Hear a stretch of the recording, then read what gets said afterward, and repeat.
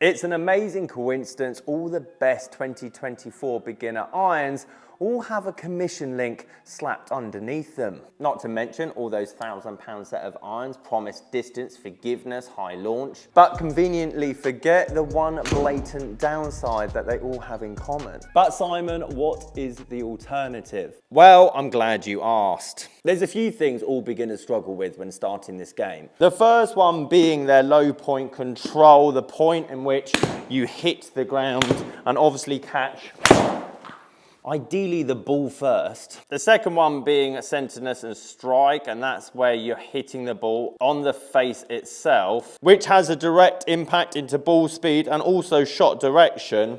I'm hoping you can somewhat see that, Mark.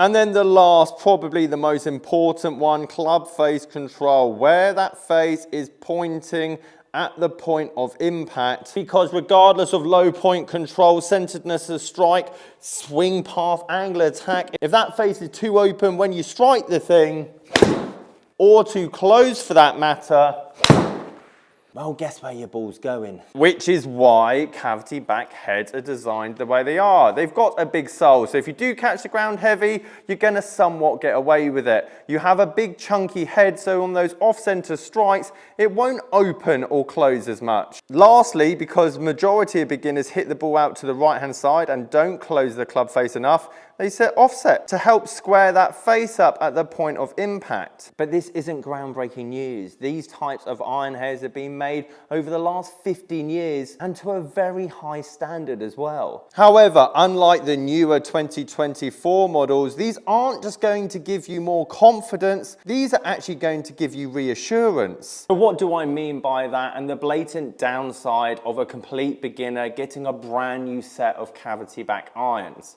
On my right hand side, I have a very rough guide of how all golf clubs devalue over a course of 10 years. In the case of cavity back iron heads, and I explain why this is the case, that sharp decline is even faster than the majority of all irons or even drivers in the whole market, no matter what brand you're buying. Here on the left hand side is a rough guide of how we improve as golfers. You go to the range 10 times, you see a massive increase improvement. You watch 2 YouTube tutorials on how to actually get your club path more neutral, you've just gained 25 yards with every single club. However, the point of this video is to flip the roles. We buy clubs here when we start the game at the very highest level, when we haven't even put 50 hours in the game, and even the best club fitters in the world would only be guessing what your game would look like in 300 hours time. That's why in today's video I want to prove and flip the perception. Maybe we're better off buying down here somewhere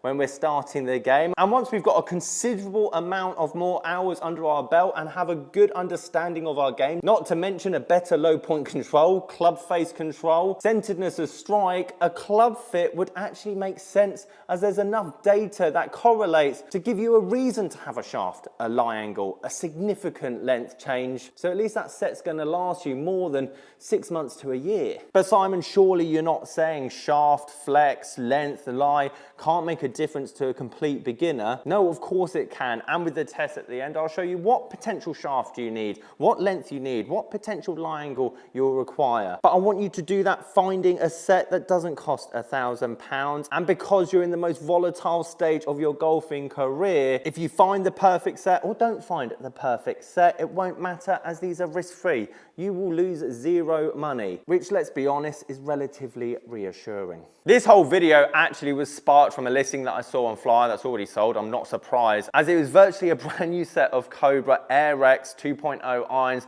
for £240. For example, if one of my beginner lessons texts me saying, Simon, I've seen these Cobra Air X's, I'm trying to upgrade from my Ping Zings, and they ask, do you think these will suit me? I'm going to go back, yes, of course, go and buy them. They're cavity back. Do I think the graphite shaft's going to work for him for a long period of time? Maybe, maybe not. Have I ever tested the Cobra Air X's? No, I haven't. But one thing I know is they'll get £100 for those Ping Zings, and secondly, there's multiple listings of those Cobra Air X's on eBay, all going for more than £240, and over 30 of them sold in the last month. Therefore, if I'm wrong, crucially, he's not lost anything. Most importantly, he's got to try a different set of irons, see what he likes, the feel of, the sound of, you name it. That is something that we don't really talk enough about. So with liquidity in mind, my first pick, cavity back iron head, and I'll explain at the moment, these aren't all beginner irons. It is somewhat dependent on club head speed, but this whole test, 80 miles an hour, we're going to be out in, which means I'm going to be fading the ball. And not only that, I'm going to put different shafts in all of these. I've put a stiff flex in this Mizuno JPX 921, which at a brief glance goes for around 300 to 400 pounds. 919, the older version, cheaper. 900, cheaper. The important thing is, if you want ultimate forgiveness, high launch, hot metal is the name that you want stamped on the back of it. And because it's Mizuno, there's tons of liquidity. Everyone wants Mizuno. Now, as you've seen, I've hit 5 shots with the JPX and with this stiff shaft, leaking a bit out to the right and also a tiny bit low. However, if we look at my dispersion, and kind of one of the things I want to hammer in at the end of this video is that apart from the one that I swung way too fast and hooked out the back, which can be a downside of de-lofted chunky irons such as these, is that any complete beginner would have been quite happy with that particular dispersion. However, we should probably get into my second choice. And I give you the TaylorMade Sim 2. Why? Because TaylorMade is very popular. I talk about liquidity. If you buy these for $350, 5 to pitching wedge, 3 years time, 2 years time, 6 months time, you wouldn't have lost much value. This iron head in itself is lofted at 28.5. However, there is a little trick that I've got going on, and that's kind of to prove a point once I go into my third iron. However, just to show you on the right hand side, TaylorMade M2, which came out in 2016, 2017, so almost 8 years ago, 250 pounds, 300 pounds, is because they give you the ability to play golf. I love beginners buying around this area, because if you make the worst mistake, the worst choice in terms of a purchase, you've lost nothing. Now with the regular flex in hand, we've seen the shot shape definitely trend a bit more to the left-hand side of the fairway. Again, this isn't my normal swing. This isn't a great data pull, but that again will hammer home my point towards the end of this video. However, these chunky iron heads have to be somewhat de-lofted to give you that kind of launch and low spin, because let's be honest, when starting this game, you've got zero compression. There isn't going to necessarily be that clean strike. And with all of these irons, they're designed to help you on the bad shot. As you'll see, I hit some bad shots, I hit some thin shots, but they're still up around the green. I could never get away with that with a blade. However, a brief look at the data, slightly higher launch with the Sim 2. Why is that? And is that shaft alone? I'll have to show you my next pick before we talk about that. The GOAT, in my eyes, in terms of value. I remember in the pandemic, these going for about 500 pounds. Now, 200 pounds. Not to mention, ping is great, because ping irons, typically on their irons, will have a colored dot system telling you the lie angle, which is invaluable in the second-hand market, because then you know if it's upright or flat. However, ping are very good at getting the ball in the air and giving you somewhat forgiveness. Lofted at 30.5 degrees with this regular flex graphite shaft, I'm not surprised I'm seeing a lot more height at 80 miles an hour from this particular setup. There's pros and cons with all golf clubs.